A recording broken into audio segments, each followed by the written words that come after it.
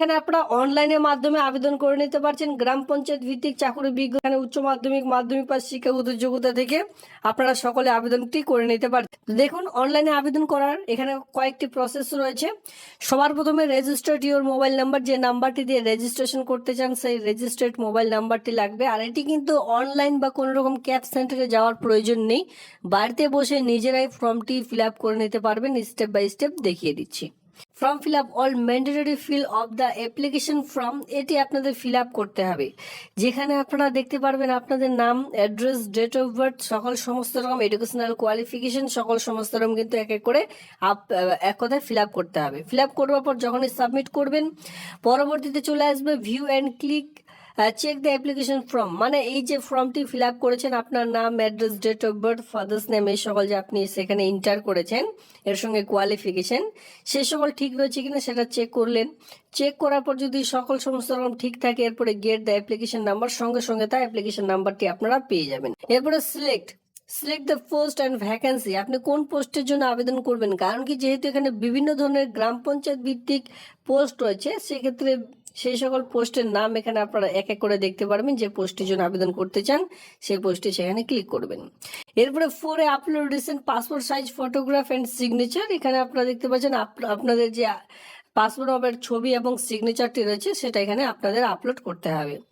এরপরে দেখতে পাচ্ছেন ক্লিক দ্য ফাইনাল সাবমিট, যখনই আপনারা আপনাদের ছবি, সিগনেচার সকল সমস্ত রকম আপলোড করলেন, জাস্ট এখানে দুটো আপলোড করতে বলা আছে, ছবি এবং সিগনেচার, পাসপোর্ট মাপের ছবি এবং এক কথায় কালার ছবি আপনাদের আপলোড করতে হবে। এরপরে সিগনেচারটি আপলোড করার পর যখন সাবমিট করবেন, পরবর্তী আপনারা পেয়ে যাবেন ক্লিক দ্য ফাইনাল সাবমিট, সর্বশেষ সাবমিটটি যদি আপনারা করে দিচ্ছেন, এরপরে সঙ্গে সঙ্গে ডাউনলোড অ্যাপ্লিকেশন ফর্ম আপনারা কিন্তু পরবর্তীতে ডাউনলোড করে রেখে দেবেন, ইন্টারভিউ অথবা রিটেন টেস্টের জন্য পরবর্তীতে কাজে লাগবে। তো এইভাবে করে স্টেপ বাই স্টেপ আপনাদের কিন্তু অনলাইনে আবেদন করে নিতে হচ্ছে। আর একটু নিচে আসলে এখানে আপনারা দেখতে পারবেন যে ছবিগুলো যে আপনারা আপলোড করবেন, এইভাবে করে আপলোড করতে হবে। দেখুন, সিগনেচারও যেভাবে আপলোড করতে হবে অন স্ক্রিন কিন্তু দেওয়া রয়েছে, এইভাবে করে আপনারা সিগনেচার যে আপলোড সেটা কিন্তু করবেন।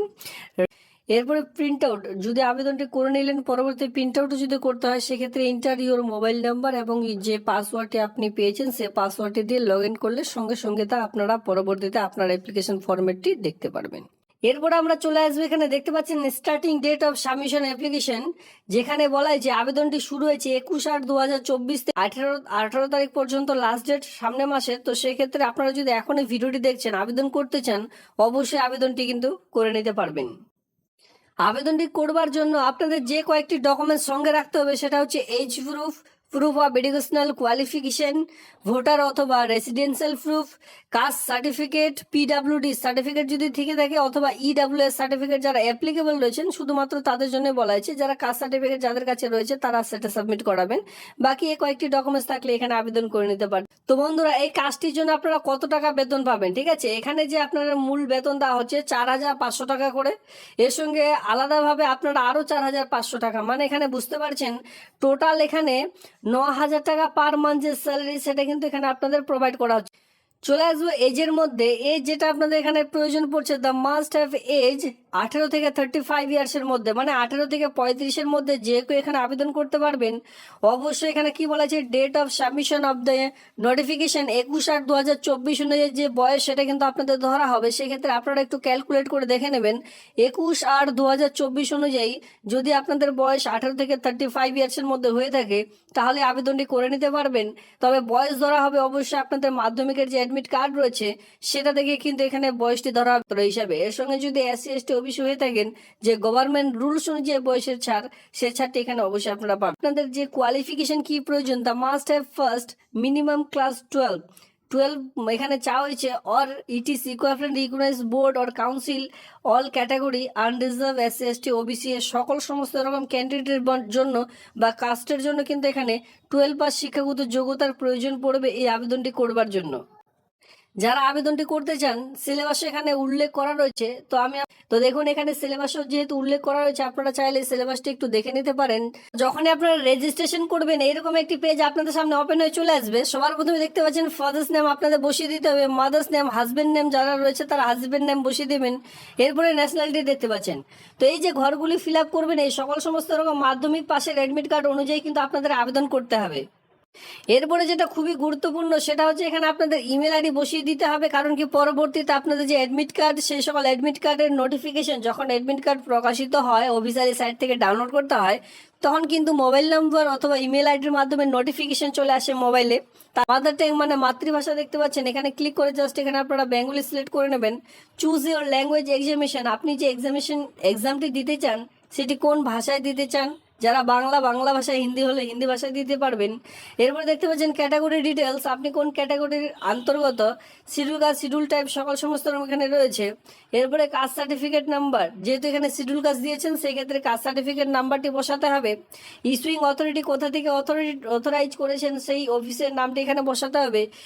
ডেট অফ ইস্যু, কত তারিখে ইস্যু করা হয়েছে, যেটা কাস্ট সার্টিফিকেটের মধ্যে কিন্তু দেখতে পারবেন। এরপরে দেখতে পাচ্ছেন ভোটার অথবা ইপিক কার্ড নাম্বার, মানে ভোটার কার্ডের নাম্বারটি বসিয়ে দিলেন। প্লিজ এখানে select the certified issuing authority, এখানে সেই যে আপনার ভোটার কার্ডটি রয়েছে সেটি কোথা থেকে অথরিটি হয়েছে, ডেট অফ ইস্যু কত তারিখে আপনি সে ভোটার কার্ডটি ইস্যু করেছেন সেটা এখানে বসিয়ে দিলেন। এরপরে বলা হচ্ছে ডিসএবিলিটি সার্টিফিকেট, আপনি কি হ্যান্ডিক্যাপ রয়েছেন, যারা হ্যান্ডিক্যাপ রয়েছেন তারাই টিক করবেন, যারা হ্যান্ডিক্যাপ নন তারা এই ঘরটি ছেড়ে দেবেন। এরপরে পার্মানেন্ট অ্যাড্রেস, যেখানে আপনাদের বলা হয়েছে যে পুরো অ্যাড্রেস, ভিলেজ, পোস্ট অফিস, এরপরে পুলিশ স্টেশন, এরপরে আপনার যে ডিস্ট্রিক্ট সকল সমস্ত রকম বসিয়ে দিলেন। দেওয়ার পর নিচে দেখতে পাচ্ছেন আপনার ওয়ার্ড, ডিভিশন, এই সকল সমস্ত রকম আপনারা চেঞ্জ করে নেবেন। এরপর আপনার যে পোস্ট অফিস রয়েছে সেই পোস্ট অফিসের নাম, পিনকোড নাম্বার, পুলিশ স্টেশন কোথায় রয়েছে সেই সকল আপনারা সিলেক্ট করে নেবেন। এরপরে উপরে যে সকল বসিয়েছেন সেই সকল অ্যাড্রেস যদি সেম হয় সেক্ষেত্রে অ্যাড্রেস ফর কমিউনিকেশন এখানে কিন্তু টিক করে দিতে পারেন। তাহলে উপরে যা সকল ফিল আপ করেছেন সকল সমস্ত নিচে কিন্তু অলরেডি ফিল হয়ে চলে আসবে। এরপর আমি ভিডিওর শুরুতে বলেছিলাম যে উচ্চ মাধ্যমিক পাস শিক্ষাগত যোগ্যতায় যেহেতু আবেদন শুরু হয়েছে সেক্ষেত্রে ইয়ার অফ পাসিং দেখতে পাচ্ছেন কত তারিখে আপনি পাস করেছেন, কোন সালে আপনি পাস করেছেন, ইয়ার অফ পাসিং জাস্ট এখানে আপনাদের বসিয়ে দিতে হবে। উচ্চ মাধ্যমিক পাস কত সালে করেছেন সেটা বসালেন। উচ্চ মাধ্যমিক বোর্ডের নাম এখানে বসিয়ে দিতে পারেন, যেটা কিন্তু শর্ট ফর্মে যারা স্কুল বোর্ডের আন্ডারে করেছেন WBBSE যেটা হয়ে থাকে Madhyamik board, WBCHSE west Bengal council of higher secondary education, সেটা কিন্তু শর্ট ফর্ম অথবা লং ফর্মেটে বসিয়ে দিতে পারেন। ঠিক আছে। এরপরে হায়ার কোয়ালিফিকেশন ডিটেলস যদি থেকে থাকে, যেমন ধরুন BA MA যদি থেকে থাকে সে সকল কিন্তু বসাতে পারেন, না বসালে কোনো রকম অসুবিধা নেই। পরবর্তীতে দেখতে পাচ্ছেন সেভ, এই সেভ বাটনে যখনই ক্লিক করবেন পরবর্তীতে আপনাদের কিন্তু ছবি এবং সিগনেচার যে আপলোডের অপশন সেটা কিন্তু চলে আসবে। সেটি আপলোড করে দিলে আপনারা কিন্তু ফাইনালাইজ যে আপলোড সেটা কিন্তু হয়ে যাবে। সঙ্গে সঙ্গে তার একটি অ্যাপ্লিকেশন আইডি আপনারা পেয়ে যাচ্ছেন। এখানে কিন্তু দুই ধরনের পোস্ট হচ্ছে, একটা হচ্ছে অঙ্গনওয়াড়ি সহায়িকা পোস্টের জন্য, একটা হচ্ছে কিন্তু কর্মী। এই দুটো পোস্টের জন্য আপাতত রিক্রুটমেন্টের বিজ্ঞপ্তি কিন্তু প্রকাশিত হয়েছে। আর যারা একদমই নতুন রেজিস্ট্রেশন করতে চান আপনাদের কিন্তু এখানে জাস্ট ক্লিক করে দিতে হবে। এখানে ক্লিক করলে পরবর্তী পেজটিতে আপনারা চলে আসতে পারবেন এইভাবে করে। ঠিক আছে, মোবাইল নাম্বার এবং কি মোবাইল OTP আপনাদের এখানে জাস্ট বসিয়ে দিলে রেজিস্ট্রেশন কমপ্লিট হয়ে যাবে। তো এই ছিল আজকের এই ভিডিওটি দেখবার জন্য ধন্যবাদ।